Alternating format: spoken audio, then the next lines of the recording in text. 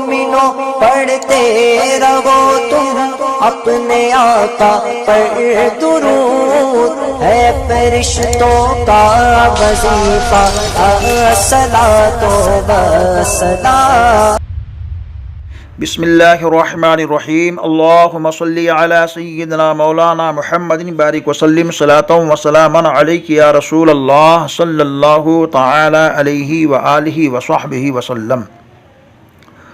روزی روزگار مال و زر کا حاصل کرنا جائز انداز سے جائز ہے، اور دغا فریب مکر جھوٹ سے حاصل کرنا ناجائز ہے۔ کسی کام کے کرنے پر حق المحنت حاصل کرنا شریعت کی روشنی میں جائز ہے، جسے اجرت کہتے ہیں۔ اجرت کو ہی کچھ لوگ ماڈرن بولی میں کمیشن کہنے لگے۔ اس بارے میں سوال کے مطابق کمیشن کے بارے میں ایک کلپ جلوہ نور چینل پہ اپلوڈ ہو چکی ہے۔ جس انداز سے سوال تھا اسی انداز سے جواب دیا گیا، مگر کمیشن کے بارے میں کچھ تفصیل بتانے کی ضرورت محسوس ہوئی، اس وجہ سے دوسری کلپ حاضر ہے۔ غور سے مکمل سننے کی کوشش کریں تاکہ مسئلہ سے آگاہی اچھی طرح ہو جائے۔ یہ بات ذہن نشی کر لینی چاہیے کہ اگر کوئی شخص کوئی عمل کرتا ہے یا کسی کام کے کرنے میں محنت بھاگ دوڑ کرتا ہے، سودا طے درست انداز سے بغیر جھوٹ بولے طے کراتا ہے، اب اس پر جو اسے کمیشن ملے اس کا لینا جائز ہے، چاہے آپ اسے اجرت کہہ کر لیں یا کمیشن کہہ کر لیں، شرعاً جائز ہے۔ لیکن کمیشن کا حقدار انسان اس وقت ہوگا جب کوئی طے کرے گا۔ شریعت میں عمل کی اجرت جائز ہے بغیر عمل کے، جیسے کہ کسی نے کسی بات کا مشورہ لیا اور وہ رائے پیش کر دی کہ فلاں جگہ چلے جاؤ، اس نے کوئی بھاگ دوڑ نہیں کی، صرف رائے دی ہے تو ناجائز ہے۔ اس بارے میں یہ دیکھنا ہے کہ کسی کام میں محنت کر رہا ہے تو جائز، ورنہ نہیں۔ کسی معاملہ میں سفارش کر دینا عمل نہیں، جیسے کہ کسی سے کسی نے کہا فلاں آفس میں میری جان پہچان ہے، اس میں تمہارا کام کروا دیتا ہوں، مگر اتنا کمیشن لوں گا۔ اس نے بھاگ دوڑ نہیں کی، بس رائے دے کر بھیج دیا کہ میرا نام بتا دینا، تو ناجائز ہے۔ ہاں اگر کام کرانے کے لیے محنت کی، بھاگ دوڑ کی، تو لینا جائز ہے۔